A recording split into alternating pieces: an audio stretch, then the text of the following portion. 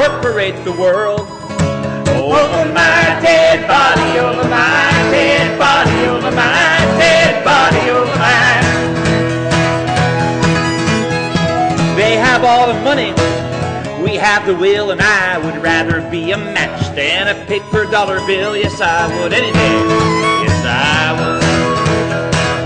They have the guns, all we are is flesh and blood, but we will multiply our numbers.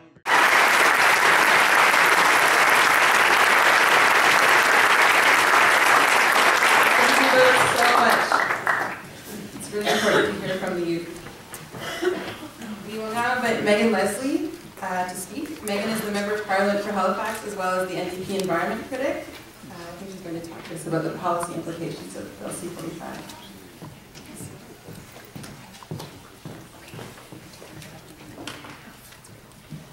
I had a warning about timing. I think I timed it at 9:30, so it should be okay.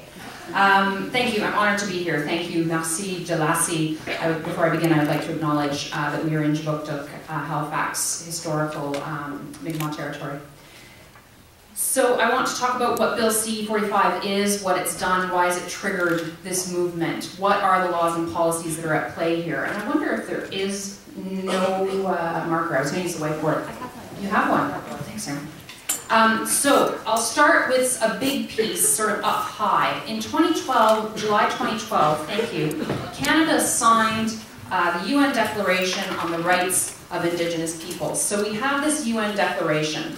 It's not law like we know law, where, ooh, you speed, you get a ticket, and then you go to court and there's police. It's not law like that. It's sort of a broad policy statement that we believe in the principles in this document.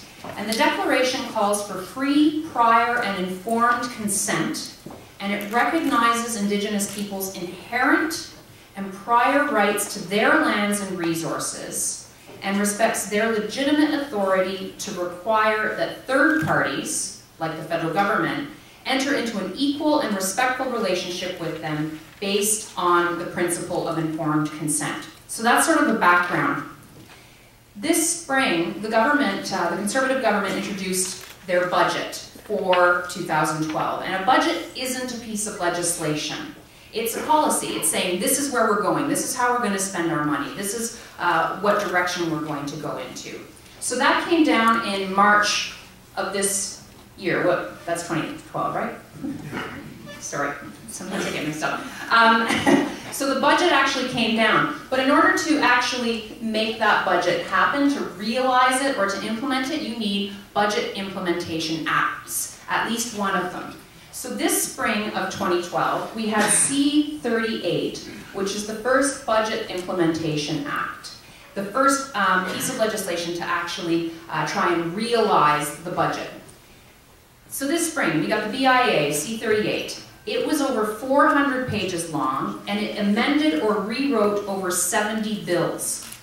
Changes included raising the eligibility of old age security from 65 to 67, changes around EI eligibility. It repealed the Environmental Assessment Act and replaced it with a new act that environmental organizations have unanimously said is dangerous for the environment. And the oil and gas industry has unanimously said is great for their industry.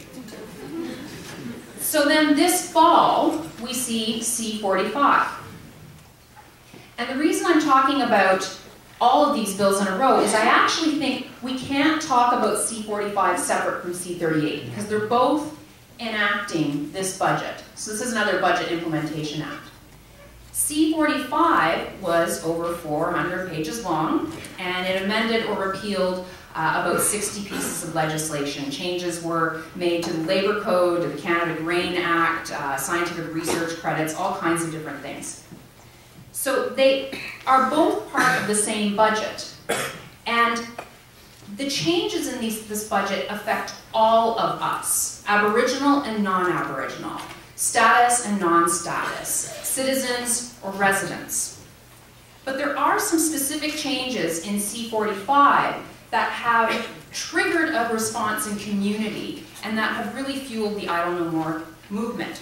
The first change is to the Indian Act and the piece that deals with land designations. So The intent here is to allow a simple majority of people voting on a band council resolution to decide if they want to designate land for a particular purpose. And so it usually means leasing it to a business or something similar like that. So before, you needed a double majority. Majority of band members had to vote, and the result had to be a decision that was passed by majority. And this has been changed to just one majority. Maybe not a big deal, right? We did have a small group of economic development advocates speak to the Aboriginal Affairs Standing Committee in Parliament. And there was only one meeting to discuss this change. But they said, you know, this could speed up the pace of business on reserve, and it could be a good thing. The key word being could. But more than one commentator at this committee said that consultation with First Nations was needed. Because that's what the UN Declaration on the Rights of Indigenous People calls for, free, prior, and informed consent on any legislative changes that would affect Aboriginal rights. And if you're deciding on land designation changes, this affects right to land, and so you need to have consultation to provide a forum for free, prior, and informed consent about these changes. And that's what's at the heart of the Idle No More concerns. You heard about treaty rights being taken away, treaty rights being changed? Yeah, and they're being changed in a vacuum with no consultation. And this happens after the government promised a year ago at the Crown First Nations gathering that no further changes to the Indian Act would be made without consultation. They went ahead and they did it anyway. And so, regardless of whether you think these changes are good or bad, to implement them without consultation is the real problem here. And it follows this conservative agenda that we're seeing of speeding up the pace of business. Maybe you think that's not a bad thing, but in concert with all these other incredible changes that are in the 400-page bill and the 400-page bill, it's hard not to think that maybe we're actually losing some safeguards here, that maybe they're trying to slip one past us, because they slipped quite a bit past us in those 400 pages.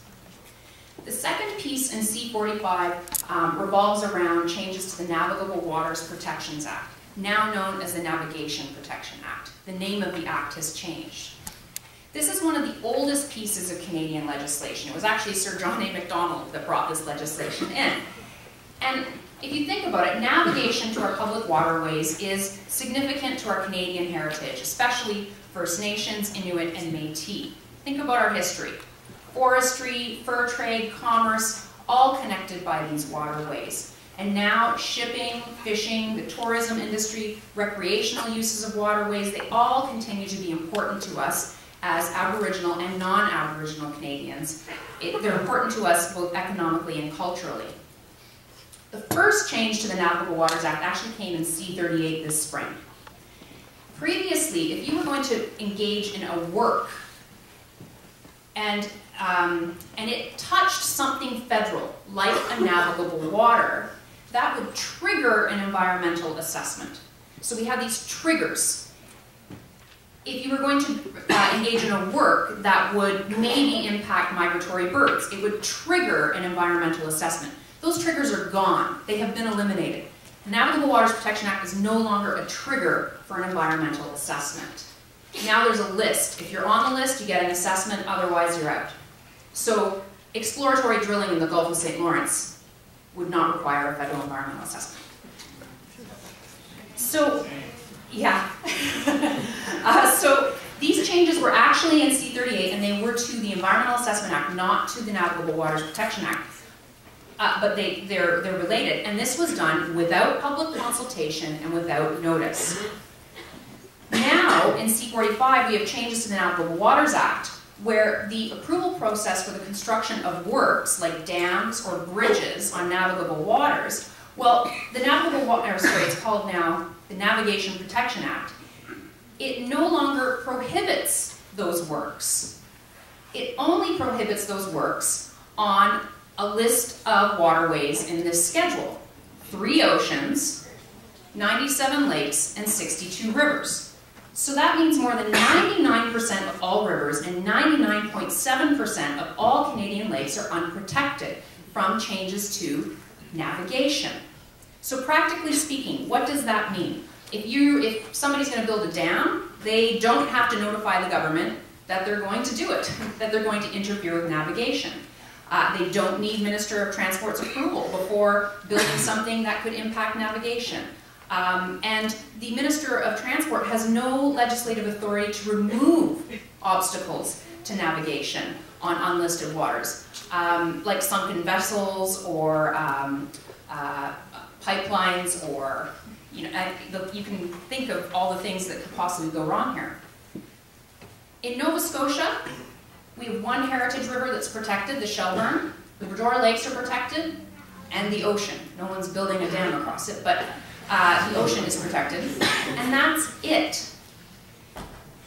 They've also changed the name, which is important, Navigable Waters Protection Act to the Navigation Act. They're separating the protection of water from the protection of navigation. Think about a pipeline. If it goes over a river, that impacts navigation. So there's a process there. You put that pipeline under the water, it doesn't impact navigation. So there's no process. You can't tell me that a pipeline under a river isn't something that we should be concerned about, and ministers shouldn't have the authority to prevent that from happening. These changes impact all of us, but think about the potential impacts to Aboriginal peoples in Canada who rely on our river systems for navigation and for cultural practices. There is no right to say, no, you can't do that. C-38 quickly, going back to C-38, and I want to acknowledge Eco-Justice for doing an incredible legal analysis on the Navigable Waters Protection Act and the changes. They did fantastic legal analysis that we really relied on. C-38 and the Environmental Assessment Act, quickly, and I'd like to acknowledge the work of Assembly of First Nations and the National Aboriginal Forestry Association. They did really excellent legal analysis on this piece as well. The Environmental Assessment Act now has really incredibly short timelines, like 12 months for an environmental assessment. Sometimes it takes 12 months for a company to get all their paperwork in order, but it doesn't actually have any provision for First Nations consultation, or if that consultation happens, what happens if it falls outside the 12-month timeline?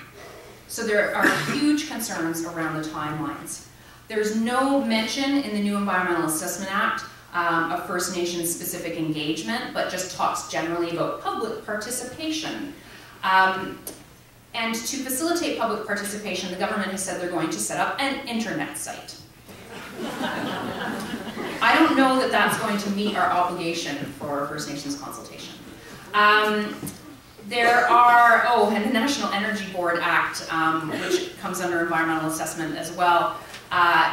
If you have something to say about a project that might be reviewed by cabinet, you've got 15 days. So that should worry us all, not just Aboriginal Canadians. That should worry us all. But that certainly wouldn't fall within our obligation to do First Nations consultation in a true and robust way when the timeline is 15 days. So I hope that sheds a little bit of light on some of the very specific aspects of these bills, not getting into, of course, old age security or employment insurance or all those other things, but as they relate to treaty rights, Aboriginal rights, and our environment. Thank you.